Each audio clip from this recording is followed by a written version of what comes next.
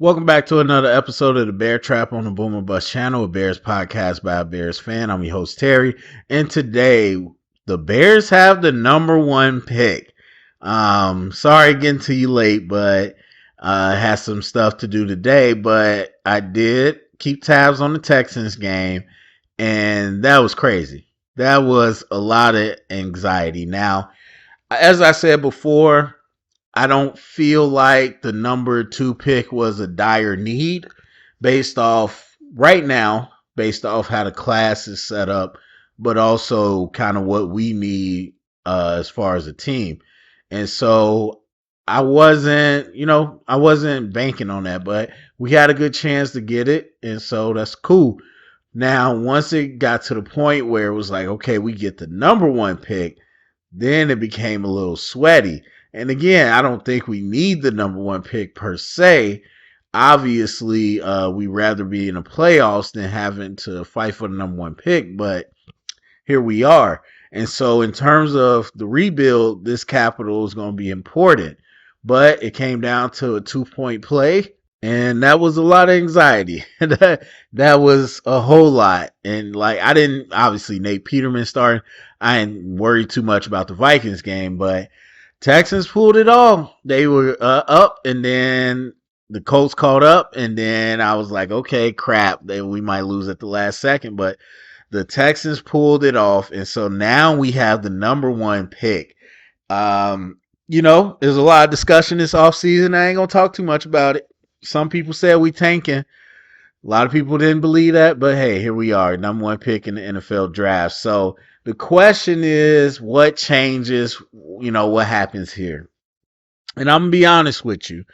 I would call my shot, just from what I understand from the draft. We're going to trade. We're going to get some capital.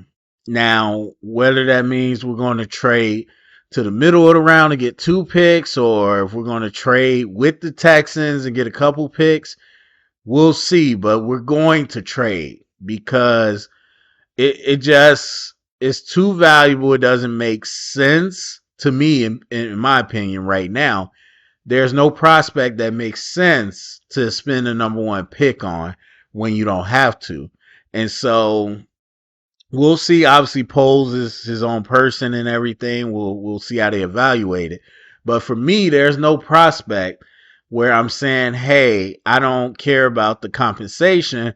I need to have this player on my team. That player is not in this draft for us, even if you're talking about quarterback. Now, the second thing to talk about is the quarterbacks. They're going to evaluate the quarterbacks. Do not lie to yourself. And it's nothing against Justin Fields. For people that didn't pop in today but been listening, I'm a big fan of Justin Fields. I tell the truth how it is, but I'm a fan of Justin Fields since before he came in. And so it's nothing against him, but you had a number one overall pick. The situation you are in, your quarterback's going into the third year. You got him under control. They had an exciting year, but wasn't a whole ton of development. And I don't really care what anyone says. He knew how to run the ball. It wasn't like, oh, I just figured out how to run the ball. No, he knew how to run the ball. So not a ton of development as a quarterback. And you're going into that third year, which is a pivotal year, not sure what you're going to do. And the quarterback market can absolutely collapse your cap space.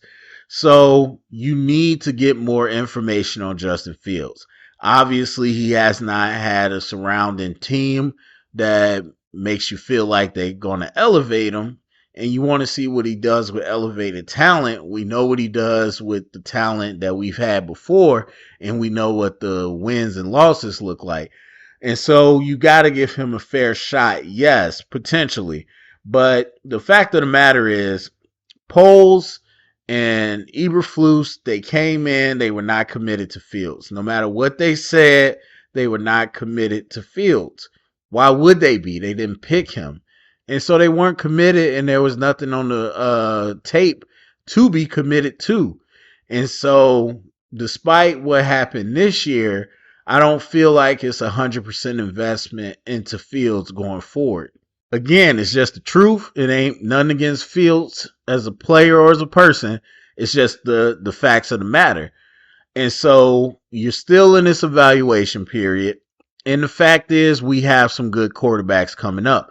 And again, I'll let you know how I feel once I actually get into the tape. But I told y'all how I feel about Stroud before, and then people are really praising Bryce Young. And then the other two quarterbacks, two or three, they're going to get pushed up. It's going to happen. And so we're going to get to a spot where you got at least three quarterbacks that are going to be, coveted at the top of the draft. And so the value is going to be there to trade out, but also if these prospects are what they some people think they are, the value might be there to take a quarterback. And to be honest with you, there's no downside to it other than missing a player, but that's the choice you make every single time you pick a player. And so there's really no downside to it because you get to have Fields under control one way or the other. You got him for a fourth year. You got a fifth year option you can exercise, and then you got franchise tags. Obviously, it won't take that long if you took a quarterback to understand what you have. And so, if per se you got Bryce Young, and Bryce Young sat next year, and Fields did what you think he could do, then guess what? A lot of people are going to want to trade for Bryce Young.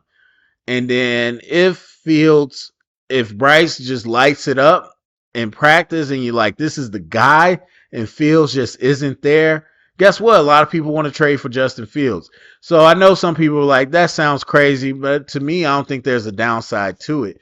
And I think it's 100% possible because, like I said, they're going to do their due diligence on the quarterbacks. People might ask about them, they might not answer, or some people might ask about the defensive players or whatever. But make no mistake, whatever gets said from this point on, they're going to do their digging on the quarterbacks, and they've already been doing that. And it's not to say Poles doesn't like Fields. I'm not saying any of that. Even if they did draft Fields, you would still have to do your homework right now. And so with these prospects, I mean, first of all, look at what happened last year with the speculation and everything. Those prospects were terrible, and I know people pumped them up, but guess what? Here we are today, not great prospects. And so these are on a different level, at least what people are saying, and I'll judge that when I watch. But if they are at that different level of quarterbacks, they're going to get pushed to the top. And so Poles, his team, they're going to look into it, and we might have some interesting discussions. Now, they might be more of a, humanitarian, and maybe that doesn't work for Fields. Maybe that doesn't work for the coach. Maybe that doesn't work for the players, and they get rid of Fields now and take a younger player. Might be the case, but make no mistake, quarterback is on the table for the Bears. As far as what we should do with the number one pick, I mean, I've kind of laid out some of the situations. And I already said at least what I think will happen, we're going to trade out. What I would do if it's me is trade out. I already said with the number 2 pick, I would trade out. So with the number 1, I'll definitely trade out. And probably wait till right before draft day, more than likely. Unless some type of veteran comes available like a star, and then we got to make a deal quick because they're going to sign him or something. Same thing happened with Debo. They had a timeline that they wanted to sign him. If they weren't able to get, to terms, they're going to trade Debo. Same thing happened to A.J. Brown. But they were able to get to terms with Debo, kept him. A.J. Brown, they couldn't. They traded him. And so same thing for me.